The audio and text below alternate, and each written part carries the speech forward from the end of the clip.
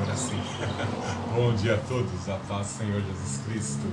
Vamos, neste momento da nossa liturgia, abrirmos as nossas Bíblias na carta de Paulo aos Romanos, capítulo 8, verso 1. Romanos 8, verso 1. Portanto, agora já não há condenação alguma para os que estão em Cristo Jesus. Vamos agora ao verso 31. Portanto, que poderemos dizer dessas coisas? Se Deus é por nós, quem será contra nós? Aquele que não poupou nem o próprio Filho, mas pelo contrário o entregou por todos nós, como não nos dará também com ele todas as coisas? Quem trará alguma acusação contra os escolhidos de Deus? É Deus quem os justifica. Quem os condenará? Cristo Jesus é quem morreu, ou, pelo contrário, quem ressuscitou dentre os mortos, o qual está à direita de Deus e também intercede por nós. Quem nos separará do amor de Cristo? Será tribulação, ou angústia, ou perseguição, ou fome, ou privação, ou perigo, ou espada? Como está escrito, por amor de ti somos entregues à morte todos os dias. Fomos considerados como ovelhas para o matadouro, mas em todas essas coisas somos mais que vencedores por meio daquele que nos amou. Pois tenho certeza de que nem a morte, nem a vida, nem anjos, nem autoridades celestiais, nem coisas do presente, nem do futuro, nem poderes, nem altura, nem profundidade, nem qualquer outra criatura poderá nos separar do amor de Deus que está em Cristo Jesus, nosso Senhor. Louvado seja o Senhor Jesus Cristo pela palavra que vem ao nosso coração. O texto escrito já fala por si só, meu Deus, de quão grande é o teu amor, o imensurável amor por nós, ao ponto de se expressar na cruz do Calvário, na pessoa do Filho do Altíssimo que morreu por todos nós. Louvado seja pelo teu precioso sangue que nos purifica. Louvado seja pelo Espírito que ressuscitou dentre os mortos e que persevera de forma longânima para nos salvar. Quem poderá nos separar deste grande amor? Quem poderá nos separar? Quem poderá impedir a salvação de graça que o Senhor concede às nossas vidas nessa manhã? Te louvamos, Senhor Jesus Cristo, por tua grandiosa obra redentora na cruz do Calvário.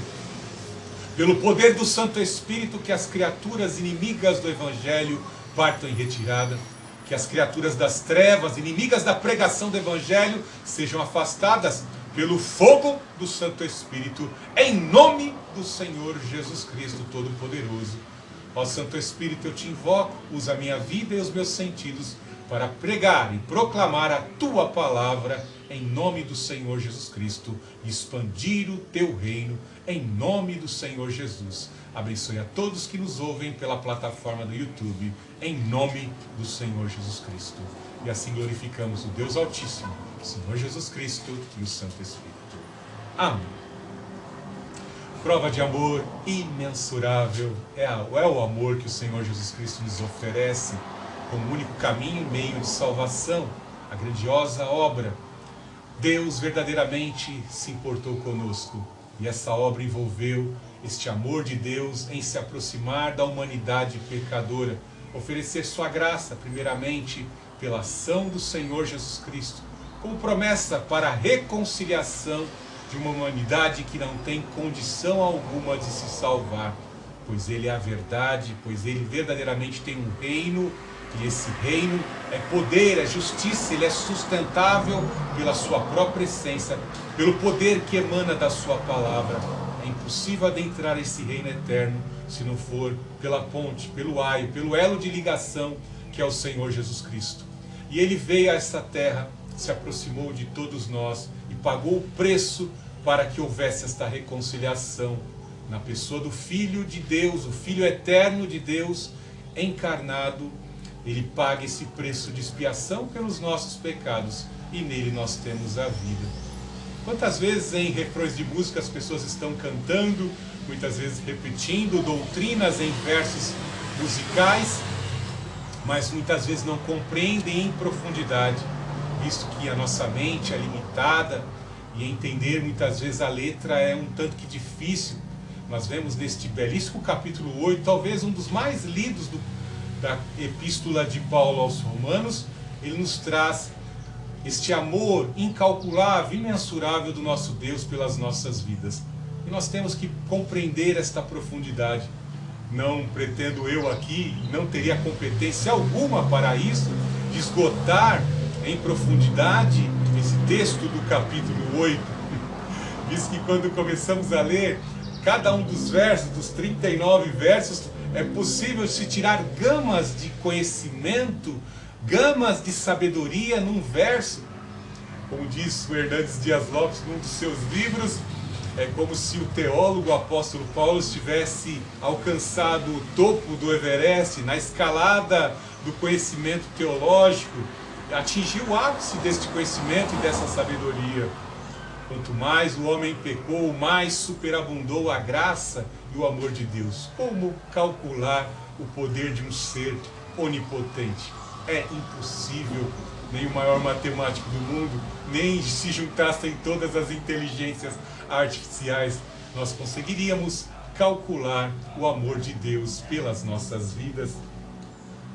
O apóstolo Paulo inicia no capítulo 8:1 falando de coisas importantes, mas veja que eu fiz questão de iniciar com esse cântico de vitória no capítulo 8, verso 31. Portanto, que poderemos dizer diante dessas coisas? Se Deus é por nós, quem será contra nós? Após fazer algumas afirmações muito importantes no que diz respeito à nossa natureza, à propensão da nossa natureza a fazer coisas erradas, nossa inclinação para o mal, visto que a nossa carne, nosso ser foi picado por um veneno de serpente. Esse veneno só é sanado quando pela fé nós ingerimos o antídoto.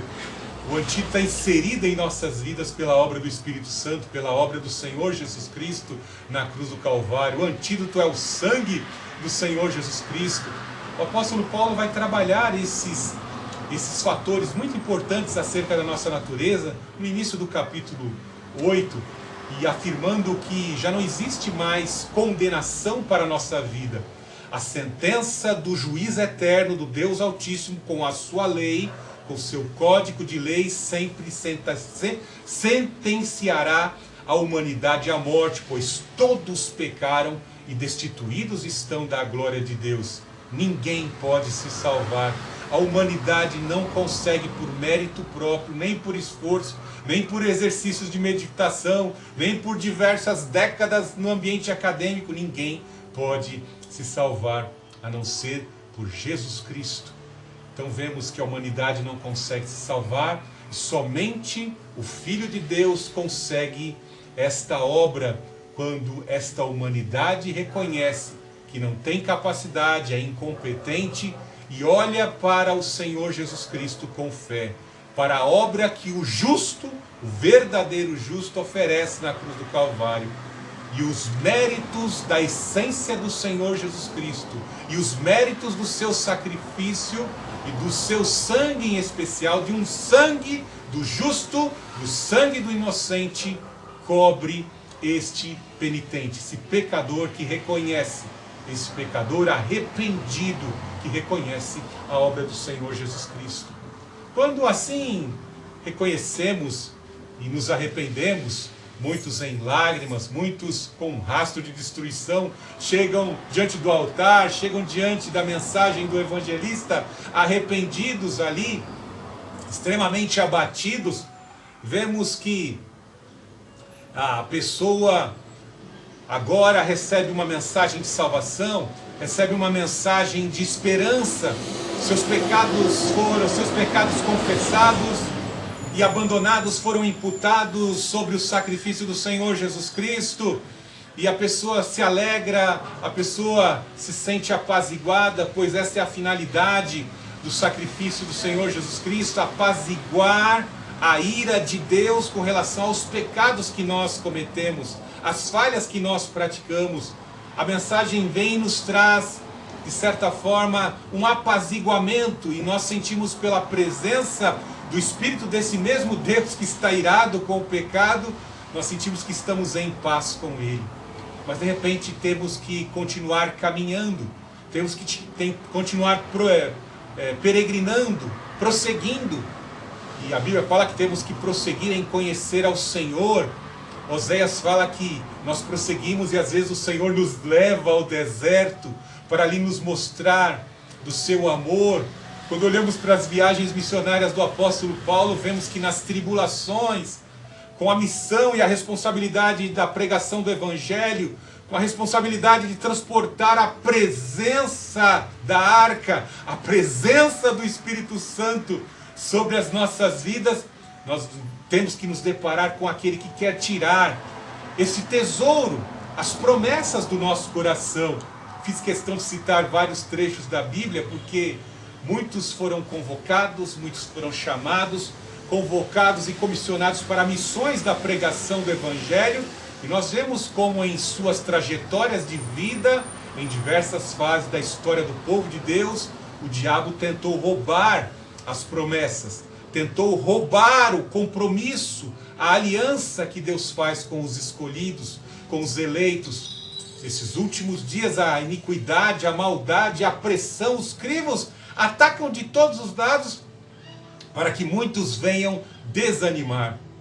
E muitos daqueles que já aceitaram o Senhor Jesus Cristo, como eu citei, chegam diante do altar com suas vidas arrependidas, muitas vezes acabam de aceitar o Senhor Jesus Cristo e na primeira semana ali já não tem forças para abandonar o pecado, porque as suas naturezas ainda se encontram, enquanto estivermos vivos nessa terra, contaminadas, e nós temos que fazer uma manutenção diária, constante do nosso ser, da nossa vida diante do Senhor, em oração e em confissão de pecados, se utilizando do sangue do Senhor Jesus Cristo e do poder do Espírito Santo, confessarmos os pecados e prosseguirmos.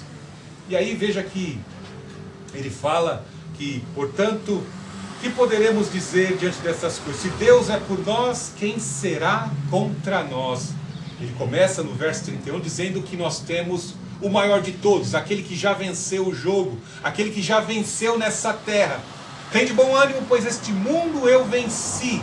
Aquele que passou pelas aflições da vida, aquele que venceu as dificuldades da vida, aquele que foi morto por uma conspiração e injustiça, ressuscitou ao terceiro dia, ele prometeu estar conosco até a consumação dos séculos.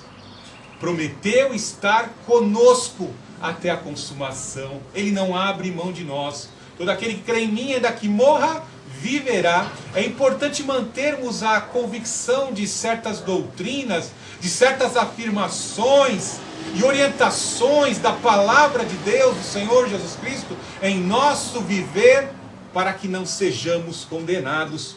Quem poderá se levantar? Então entendemos que o mundo vai se levantar. Os agentes neste mundo jaz do maligno vão se levantar com o intuito de quê? De tentar enfraquecer a nossa fé. Veja que de diversas formas no mundo hoje é difundido a negação que Jesus Cristo é o Filho de Deus, pois existem vários deuses que tentam concorrer com o Filho do Altíssimo, que é o verdadeiro Deus. Negam a vinda do Senhor Jesus Cristo para que as pessoas vivam em reincidência na prática do pecado, sem acreditarem que haverá um justo juiz para julgar, que já veio a essa terra e que ele virá para julgar, e que negam que o Senhor Jesus Cristo veio em carne e em sangue, ou seja, já foi realizado, foi efetuado um sacrifício substitutivo, que de certa forma vai cobrir os pecados daquele que se arrepender. Então, o diabo quer manter as pessoas na letargia, acomodados, desesperançados, entretidos com as coisas do mundo e desesperançosos da verdade de que o Filho de Deus vai voltar e vai julgar. Então veja a essência da importância. Isso é muito enfatizado pelo apóstolo João em sua epístola e também em seu evangelho. É importante crermos no fundamento dessas doutrinas. Essas doutrinas essas promessas, essa revelação não pode ser roubada do nosso coração, porque senão viveremos um evangelho negligente, um evangelho relapso, que não se preocupa com a postura e a condição que a igreja tem que se encontrar e se portar diante do Senhor. Então, o maior de todos está conosco. Ele já venceu, o Filho de Deus já venceu. O Espírito que o fez vencer, o Espírito que o ressuscitou dentre os mortos, está sobre a vida da sua igreja. Não saiais de Jerusalém até que do alto sejais revestidos de poder.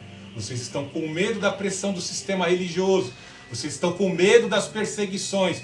Vocês estão com medo de sofrer por amor ao meu nome. Mas eu vou conceder o Consolador para que vocês possam exercer um ministério semelhante ao meu. Preparar a igreja para os sacrifícios. Haja visto o que tem passado os nossos irmãos no Sudão, na Nigéria, em Moçambique, em Angola, na janela 1040, em muitos locais já vemos o Espírito Santo ali preparar os seus filhinhos queridos a testificarem que Jesus Cristo é o Senhor.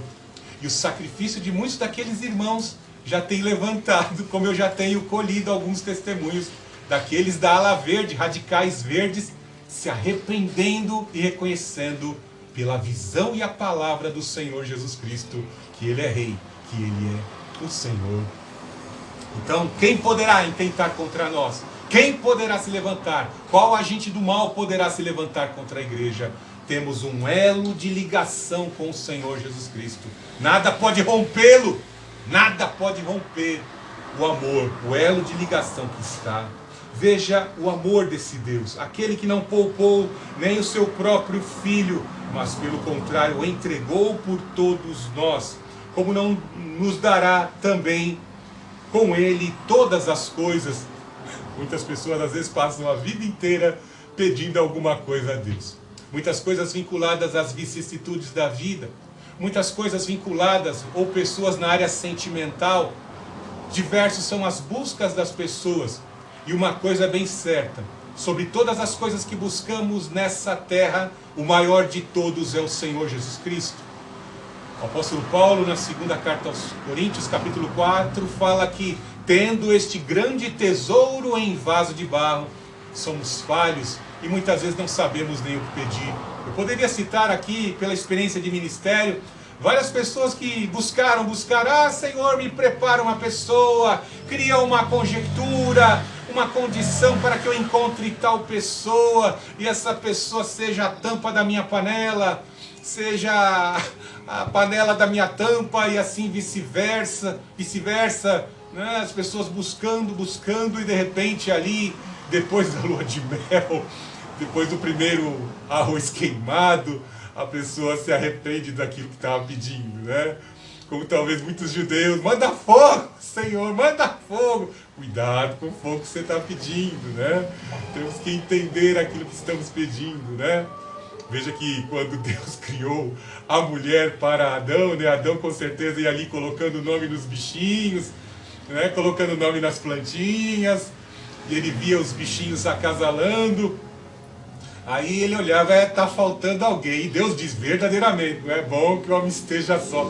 E Deus cria uma mulher dele mesmo, né? Tira a parte dele de sua costela e cria uma mulher. Ele acorda e está o presente do lado. Mas quando a Eva pecou, né? Ele acusou a Deus: foi essa mulher que tu me deste, né? Veja, coisa terrível, né? As pessoas, Paulo passa a tática, a estratégia: escolhei vaso, hein? Santificação, né? As pessoas às vezes escolhem vaso pela edificação, né? Pela forma do vaso, e não observam os valores, né? Isso pode ser algo que leve a pessoa à decepção, né? O amor das pessoas decepciona, o amor das pessoas frustram. Quantos não confiam na força do braço de alguém e de repente aquele braço direito falha, ou o braço esquerdo falha, né? Quão terrível o amor das pessoas falhando, fracassando. Mas veja que o amor de Deus não pode ser calculado. Jesus foi fiel até o fim ao compromisso que ele tinha com Deus e com o seu povo. Intercedeu pelo seu povo até o fim. Amou os seus discípulos até o fim. Até mesmo aquele que se aproximou e já tinha ali, depois de algumas experiências e alguns dias, intenção de matá-lo, né? De vendê-lo por 30 moedas de prata, o preço de um escravo. Os amou até o fim. Nada pegou o Senhor Jesus Cristo de surpresa, porque ele estava atento às Escrituras. Se estivermos conscientes desta verdade, dessa realidade, não que tenhamos que ter dom de visões e premonições, mas quando lemos a palavra de Deus, a palavra de Deus nos prepara a igreja para passar por momentos difíceis. E mesmo nesses momentos difíceis, nós vamos provar o amor de Deus. Porque Deus nos prova. Você gostaria de atravessar o deserto? Gostaria de atravessar vales escuros, florestas fechadas, onde não se vê nem os raios do sol? Talvez você não queira passar por uma situação dessa. Mas o nosso Deus prova em sua palavra. Ele para até o sol no seu movimento. Não estou errado não. Ele até para o sol no seu movimento, para que os seus intentos possam ser concluídos. Quando se tem uma missão e um propósito de Deus a ser efetuado, ele para o sol no seu movimento para abençoar o seu servo. Nosso Deus, ele vai adiante de batalhas quando as nossas limitações são pequenas, pífias. Nosso Deus, ele tem um vínculo, uma aliança de amor. E até mesmo quando damos uma puladinha de cerca, a igreja comete algum adultério, comete alguma falha, o nosso Deus, ele transpõe em amor. Tanto é que depois de tanto fazer coisas erradas, de tantos adultérios, o nosso Deus ainda promete em sua palavra vir buscar a nação de Israel, vir salvá-la na grande tribulação, os seus eleitos. Veja, o amor de Deus é imensurável. Como não nos dará juntamente com ele todas as coisas? O Filho foi oferecido como prova do seu amor imensurável. Quem concederia o seu Filho para salvar a vida de alguém? Ninguém. Eu não acredito que nenhuma mamãe faria isso. Mas o nosso Deus, na pessoa do Filho, ele entrega o Filho em prol das nossas vidas, pela salvação das nossas vidas. Como único caminho, como única forma de salvação, era o sacrifício vicário do Filho de Deus. Quem trará alguma acusação contra os escolhidos de Deus? É Deus quem os justifica. Ciente do caráter de Deus, ciente da sua teologia, tanto os judeus como a teologia cristã, nós vemos que o nosso Deus, ele é santo. Todos pecaram. Paulo vem expressar isso aqui diversas vezes na carta aos Romanos. Ele fala: quem pode contemplar a glória de Deus? Pois todos somos pecadores e destituídos. Nossa natureza propensa ao mal, pecamos por pensamento, nossos sentidos são inclinados ao mal e nos trazem vergonha, nos fazem chorar. Nossa mente limitada muitas vezes nos leva a ser induzidos pelas flautinhas de serpente por aí. Muitos param nas vitrines, adulteram, caem, acabam caindo. As pessoas não conseguem se portar. E é constante isso, né? Depois de caírem, depois de muitas vezes se atolarem no pecado, algumas pessoas ainda reconhecem o caminho de Deus e, deixa eu fazer uns 180 graus aqui, retornar para o caminho do Senhor. E quando retorna para o caminho do Senhor, às vezes tem a voz de acusação, né? O diabo vai usar uma voz de acusação com o intuito de tentar fazer a pessoa recuar, retroceder e dizer não tem perdão. Quem trará acusação contra os escolhidos de Deus? Veja que isso é cantado até em refrão de música, né? Aquele liberal progressista lá, o Lobão, ele canta na música: vida louca, já que eu não posso te levar, quero que você me leve. Ninguém vai nos perdoar, esse nosso crime não compensa. Não compensa. Na música dele, cantada em refrão, não tem esperança para a salvação. Mas aqui A palavra de Deus, o Espírito desafia. Quem é que vai intentar acusação contra aqueles a quem eu escolhi? Aqueles a quem eu estou trabalhando pelo poder do sangue, aqueles em quem eu estou trabalhando pela minha operação, pela operação do Espírito Santo, eu estou tornando eles santificados, absolvidos pelo meu sangue, santificados, consagrados, separados para a minha vinda gloriosa. Essa é a diferença que nós, povo de Deus, temos com relação ao mundo. Quem vai intentar acusação?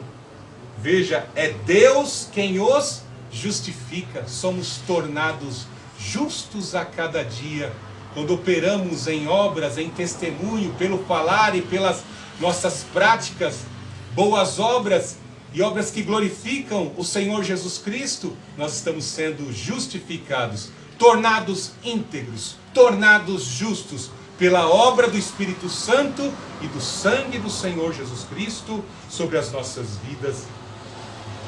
Aqui no verso 34, quem os condenará? Cristo Jesus é quem morreu, ou pelo contrário, quem ressuscitou dentre os mortos, o qual está à direita de Deus e também intercede por nós. Quem pode ali decretar e determinar uma condenação sobre as nossas vidas? O inimigo vem com essa intenção, tentar lançar sobre a sua mente que você não tem esperança, você não encontrará salvação. Tenta lançar o desânimo, tenta lançar lá uma lembrança do passado por meio da boca de um agente do inimigo ali para desmotivar a tua vida para avançar no Senhor. Ou seja, o diabo ele vai usar os seus agentes ou conjecturas para fazer você desacreditar naquilo que está escrito aqui. Aqueles a quem o Pai me envia ouvem a minha voz, de forma alguma eu os lançarei fora. Ou seja, você não é lançado fora das mãos do Senhor, a não ser que você queira. A não ser que você, como os fariseus, resistam ao Espírito Santo e à pregação da palavra de Deus. Somente você. Eu não posso aqui determinar que ninguém vá para o inferno. Eu não posso determinar aqueles que já foram para o inferno. Eu não sei quem foi. Mas eu sei de uma categoria de pessoas que já está no inferno. O Senhor Jesus Cristo falou dos fariseus: vocês não entram no reino dos céus e não permitem que os pequeninos entrem. Vocês terão condenação maior do que os habitantes de Sodoma e Gomorra. O Senhor Jesus Cristo determinou aos filhos da serpente, aos agentes da serpente, os fariseus, a condenação eterna. Isso que está falando aqui no verso 34 é a forma e o método do apóstolo Paulo, por meio de paralelismos, novamente retornar ao ensino que ele quer enfatizar no capítulo 8. Veja, quem os condenará? Abre aí no capítulo 8, verso 1. Portanto, agora já não há condenação alguma para os que estão em Cristo Jesus. Olha que coisa maravilhosa a forma como o apóstolo Paulo nos ensina, para que a gente aprenda por meio da repetição. Se não ficarmos simplesmente observando e ouvindo, e não aplicarmos em nosso coração, se não formos desbravar o mundo, enfrentar as dificuldades do mundo, nós não vamos aprender. Por isso que Deus permite os sofrimentos, por isso que o nosso Deus permite frustrações, desilusões, andarmos ao lado de pessoas que num tempo determinado vão nos trair, ou como nos disse na mensagem que pregamos domingo passado, né? Tem uma armadilha de pássaro preparada em alguma fase da nossa vida, armadilha de passarinheiro, tem rede de peixe para pescar, né? Ciente de que os inimigos, os espíritos imundos usam muitas vezes setas, redes, lanças, correntes para aprisionar, para atacar. Paulo fala de setas inflamadas do maligno. Se nós não tomarmos toda a armadura de Deus, poderemos ser afetados em certas fases da nossa vida, estarmos com a área da nossa vida aprisionados, ou caindo no pecado.